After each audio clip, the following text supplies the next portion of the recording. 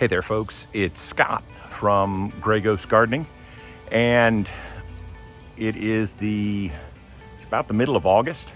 If you can't tell, my large rear end is sweating rather profusely.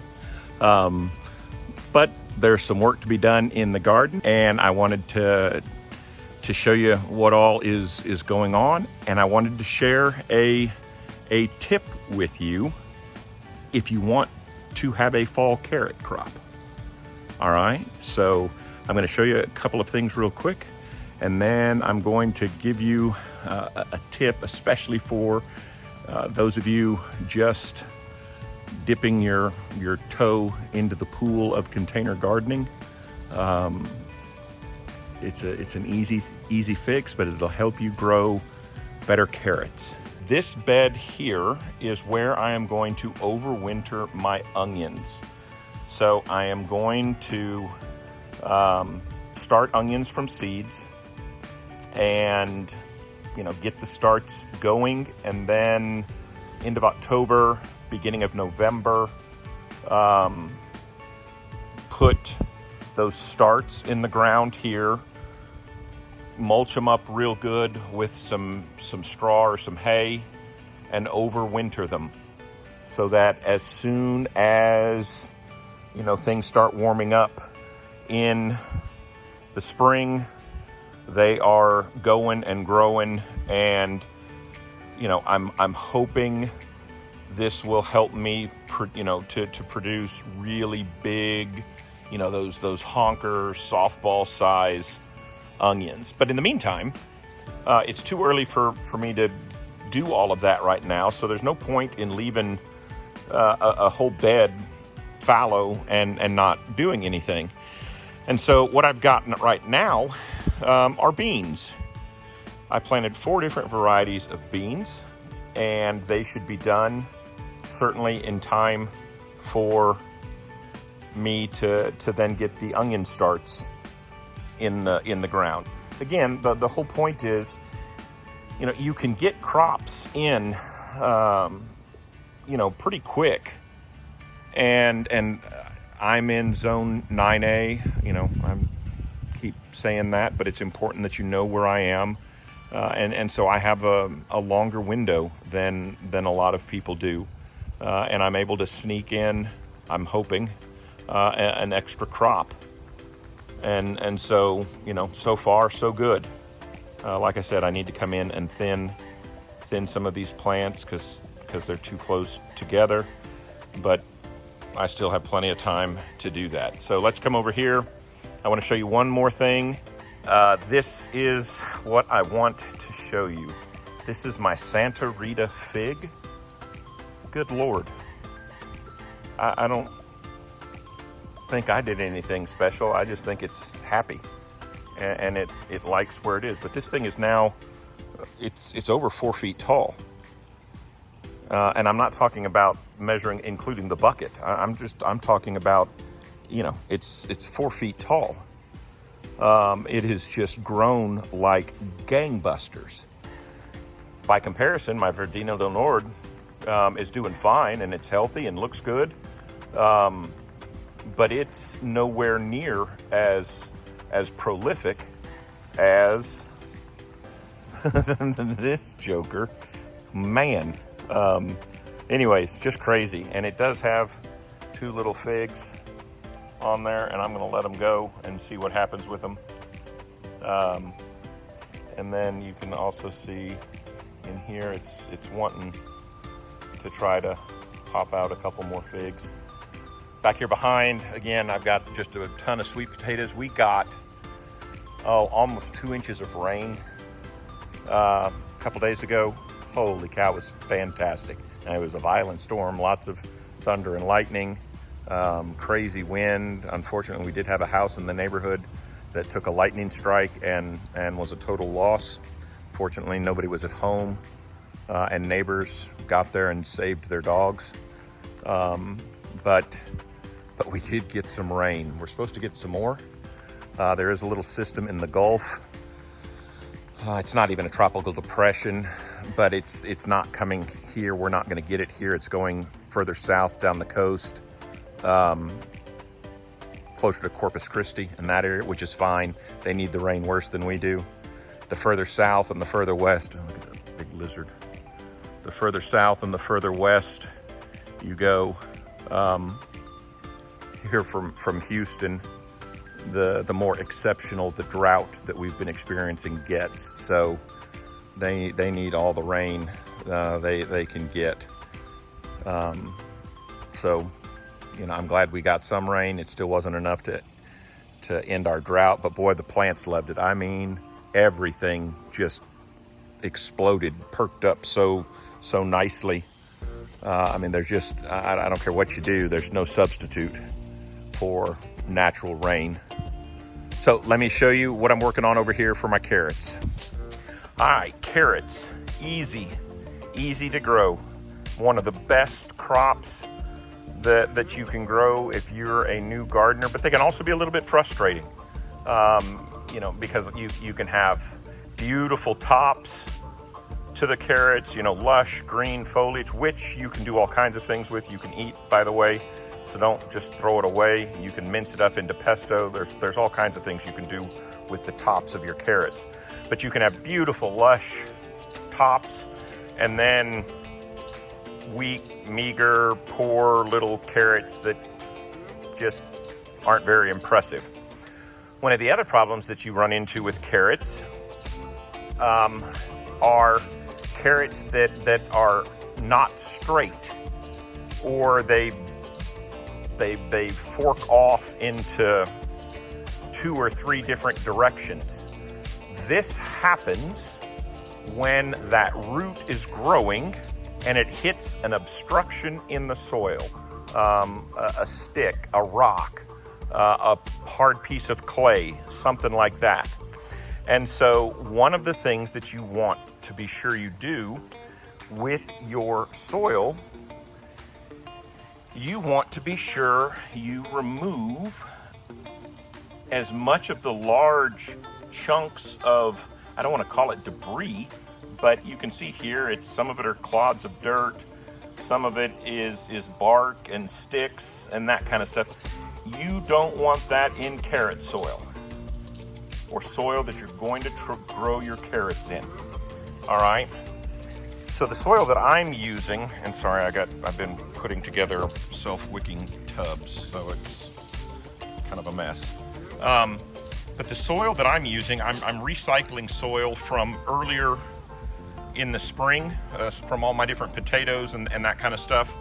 But I'm sifting my soil right now. I'm going to show you that real quick, and then talk to you just quickly about some of the other stuff that will go into the soil once I'm done sifting.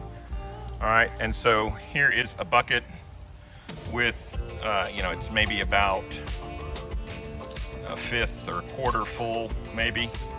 This 5-gallon bucket has holes drilled on the bottom of it.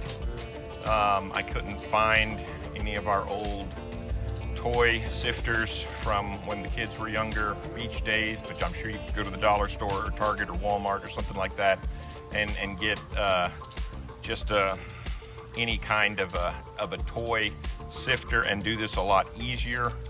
But let me show you what I'm doing. All right, so again, I know there are more efficient ways to do this. The methodology isn't necessary. What I'm trying to get across to you as the tip for this.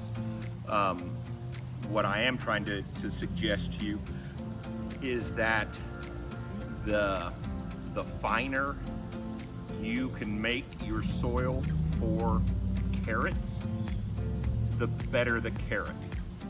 All right, the better the chance that you're going to produce a nice, straight, long carrot. Okay? And so again, all I'm doing is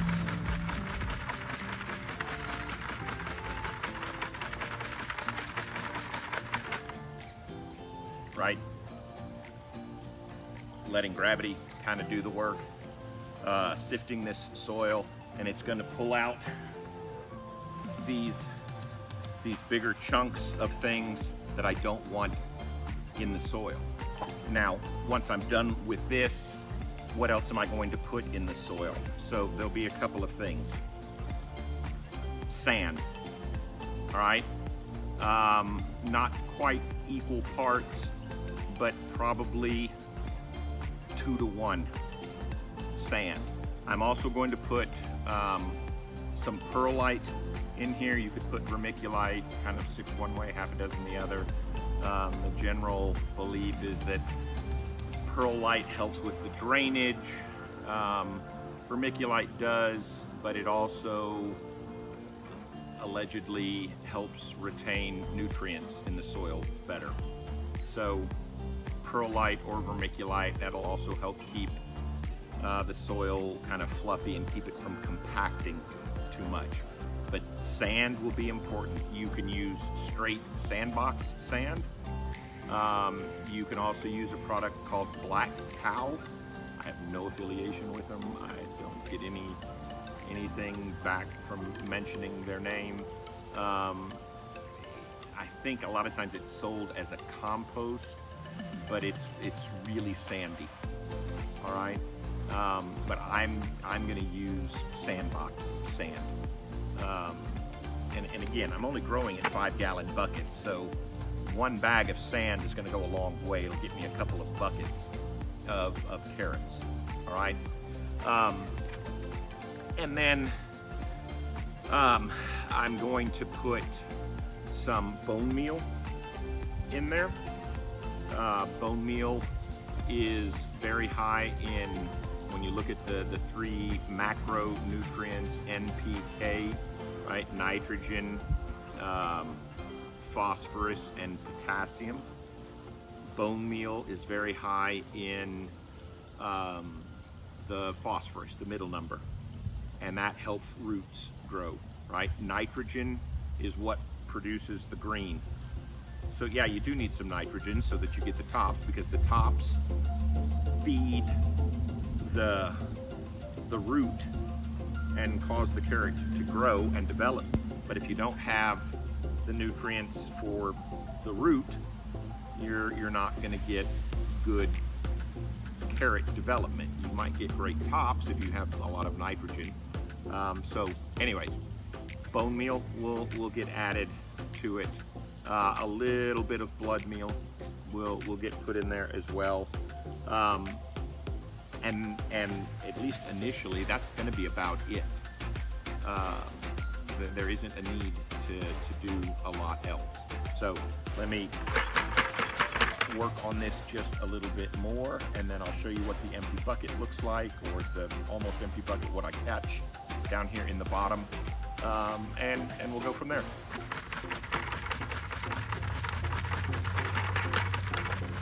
So here you can see just some of the debris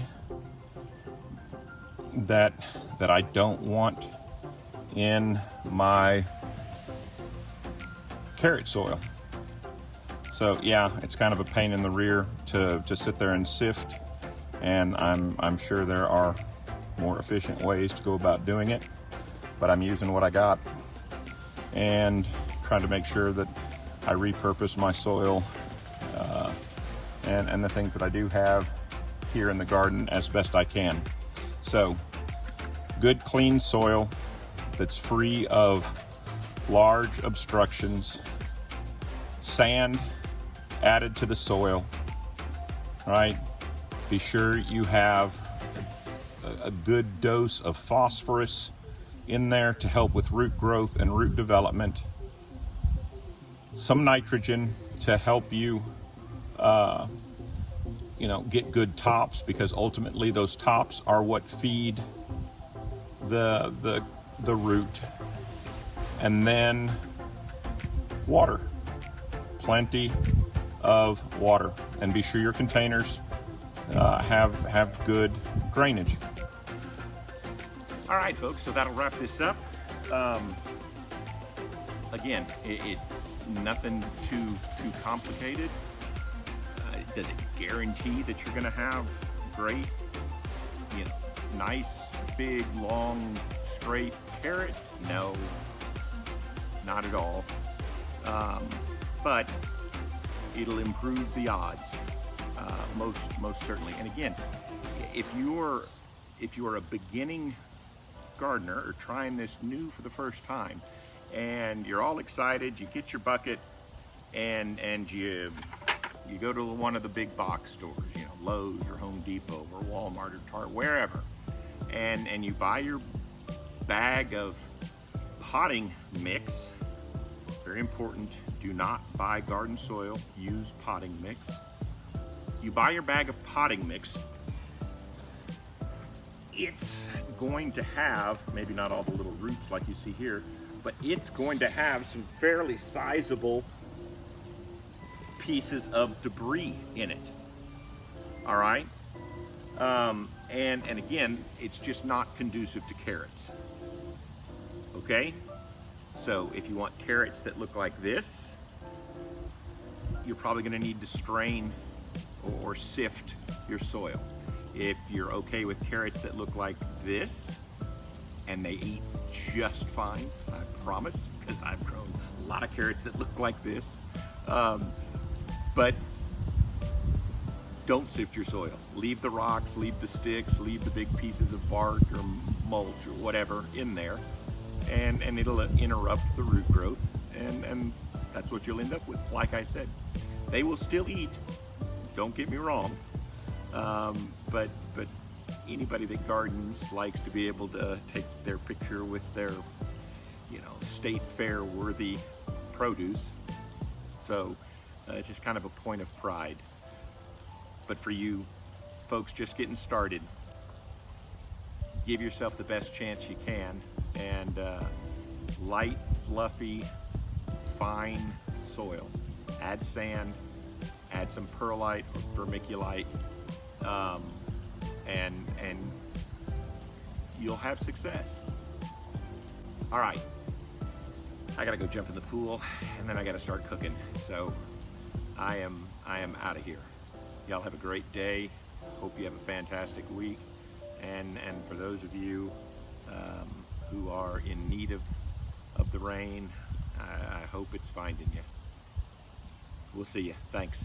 Bye-bye.